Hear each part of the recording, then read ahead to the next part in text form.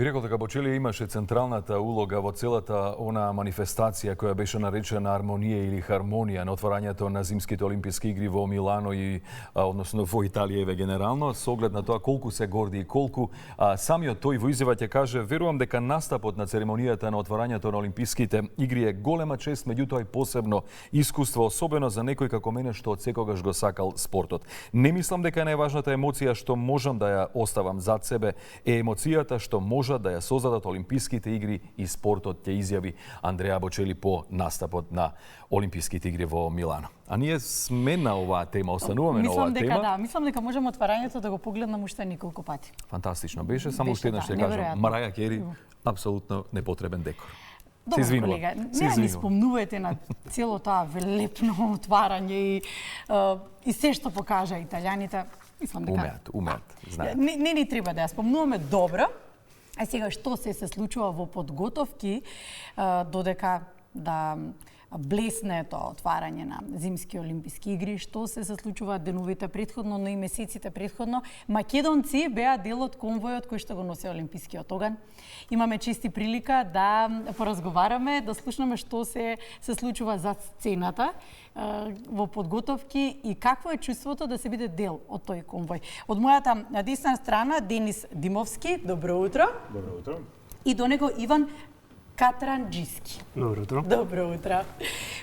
Прво, неколку мисли ми поминуваат низ глава.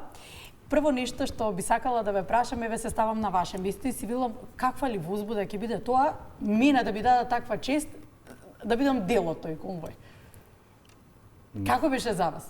Ајде се обидам да цитирам Кортни, која е една импозантна трилотронка, која спомена дека впрочем имаше можност да го носи факелот, односно изјави дека тоа е моментот кога ви натежнуваат сите соништа. Односно навистина тоа е момент во кој навистина е кулминација на сето она што ве донело до тоа, а во тој момент се нешто како да застанува, се окружени сте од лица кои се насмејани, многу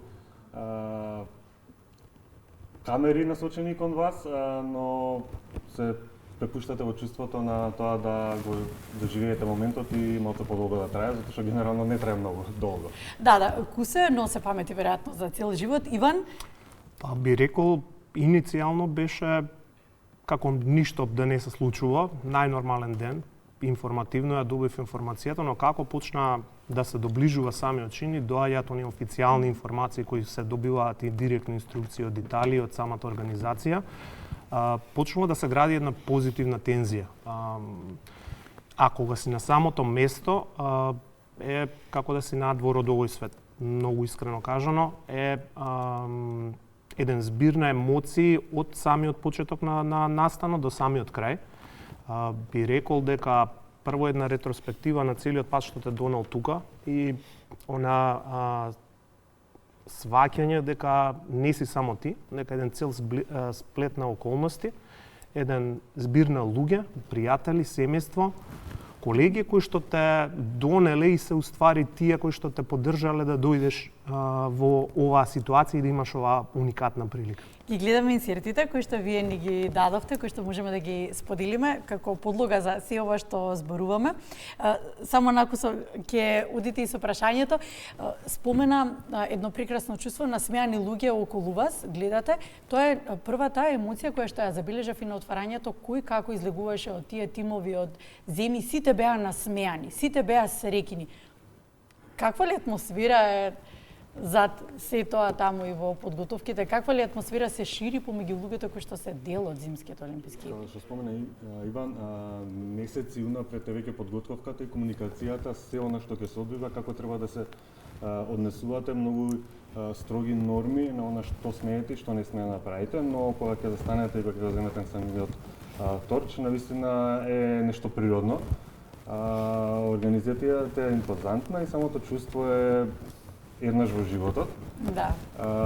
Наистина, можно за да го носат торчот, имаат и обични граѓани, дури и волонтери, но исто така они одбираат да исто така во таа плајада на луѓе учествуваат луѓе кои имаат особен придонес во заедницата, локално и глобално, затоа има и познати личности, олимписки медалисти, легендарни спортисти и така натаму.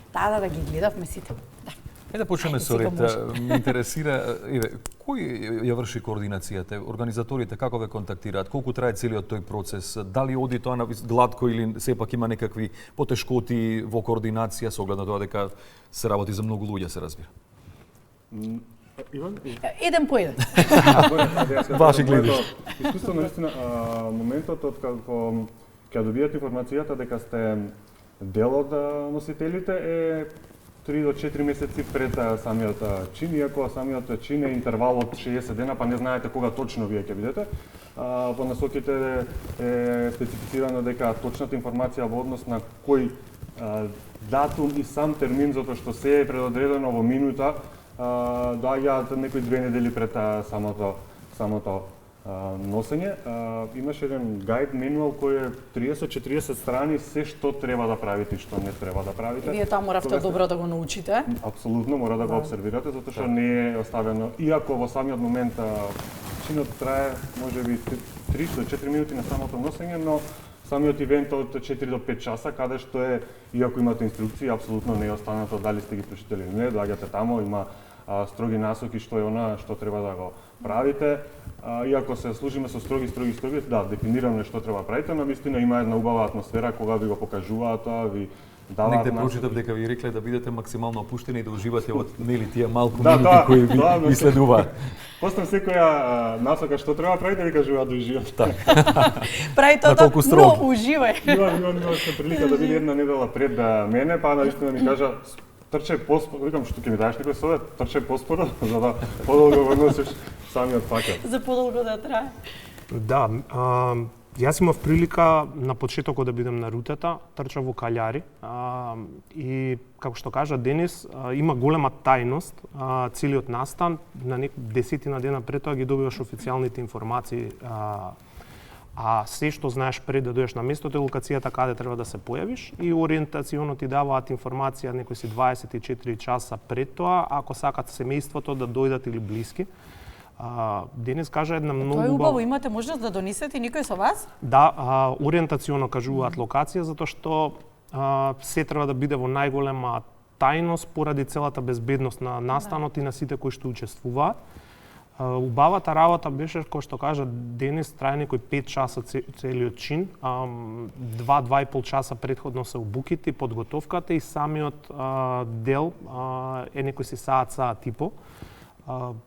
Делот, убавината на вистина на овој настан, според мене, накако ќе си направам ретроспектива, бидејќи јас пев негде на 14 декември, баш во тој период се случуваа некои многу лоши работи низ светов и ти доаѓаш, влегуваш во едно комбе, огромно обезбедување покрај тебе, но како се движиш, гледаш она што и сите го видовме на финалниот чин, еден куп на смеани и весели луѓе.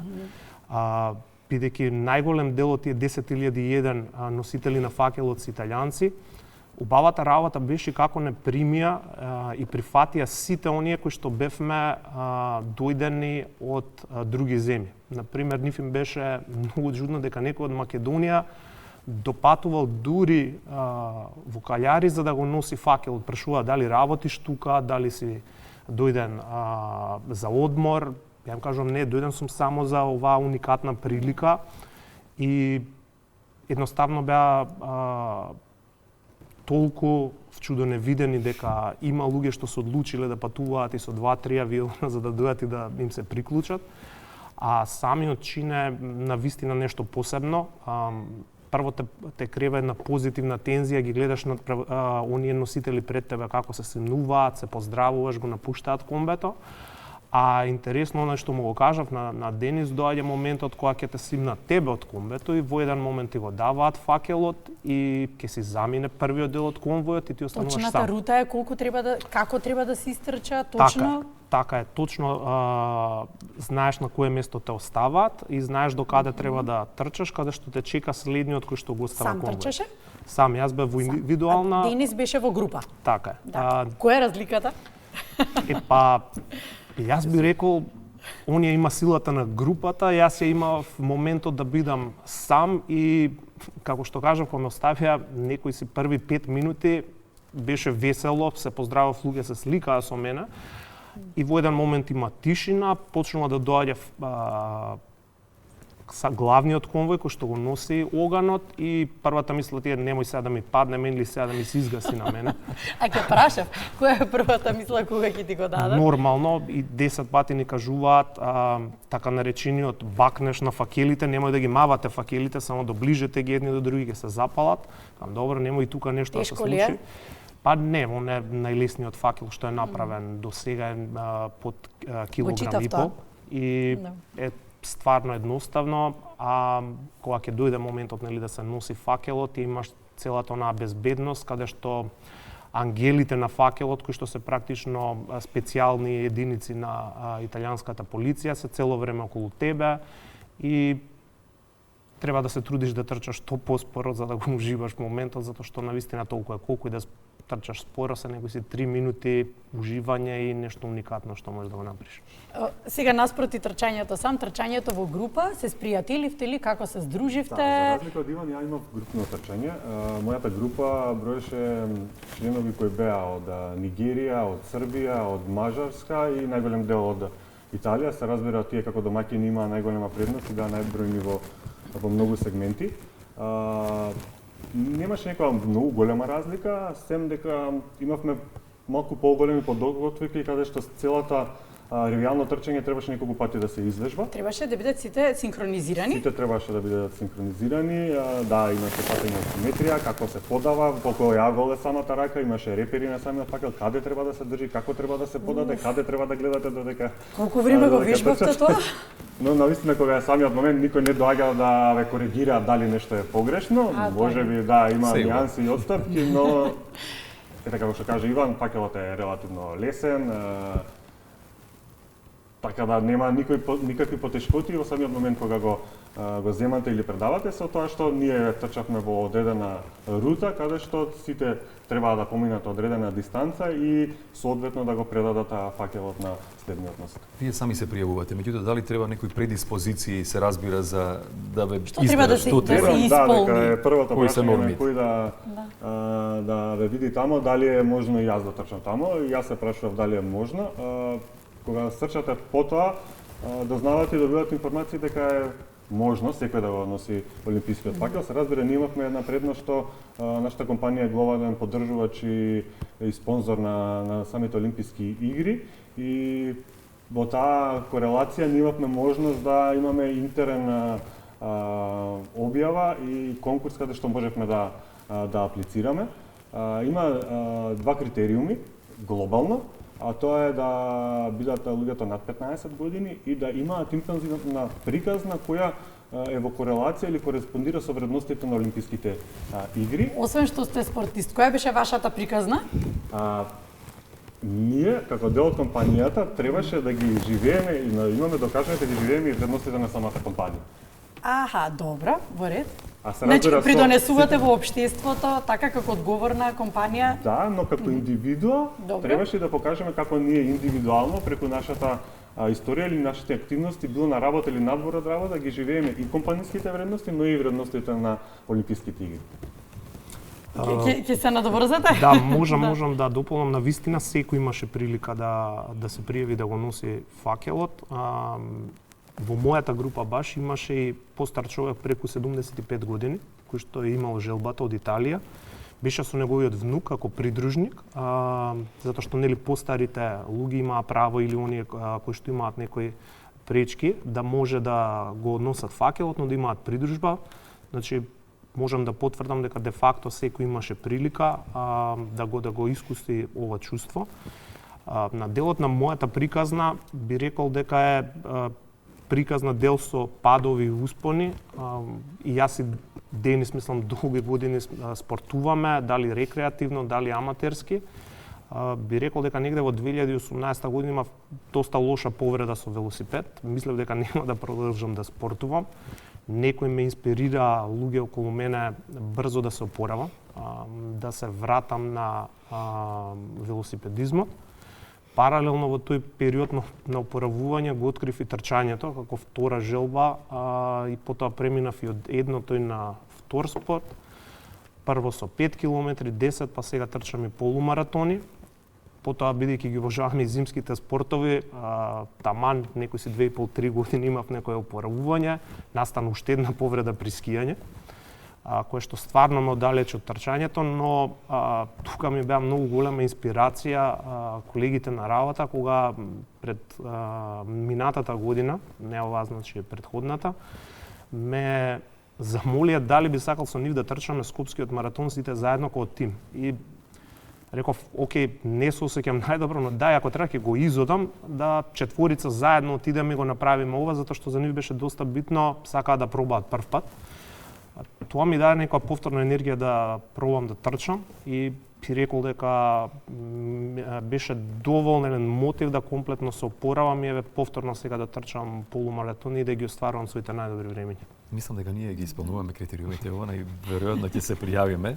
Меѓутоа еве баша една кратка порака до сите оние кои го сакаат. Што сакам само да кажам, убава е пораката Иван која што ја слушнав и вашата приказна е тоа дека колку пати што и да се случи да под наводници паднете, дека секогаш има зошто како феникс да се издигнете и така и да ви биде и животниот пат и понатаму посакува. Мислам дека тоа е една од најбитните работи што треба научиме во животот дека од грешките се учи и само треба да се подпреме на сите оние околу нас кои што не поддржуваат, да достигнеме и да станеме најдоброто што можеме да бидеме, онај што се лице на Олимписките игри. Денис, твојата порака? Мојата порака може да биде дека наистина до вчера точот за нас беше сон, наистина еве денес кога сме со Иван да кажеме импресии како сме го носеле. Секој би требало да стане секој утре и да го трча својот сон, не без разлика колку брзо трча, важно е да не застане кон ицањето на кон својот сон, така да наистина ја охрабрувам сите оние кои имаат било каква замисла и сето она што го гледаат околу себе и сметаат дека не е можно или не може да бидат дел од тоа, да направат чекор повеќе и да вистина дека ќе стигнат. Следете на својата визија, мисија и понатаму и постигнувајте успеси. Се гледаме повторно, се надевам за нешто убаво. Благодариме на поканата. Се договараме, готово, се гледаме само за убави. Благодариме.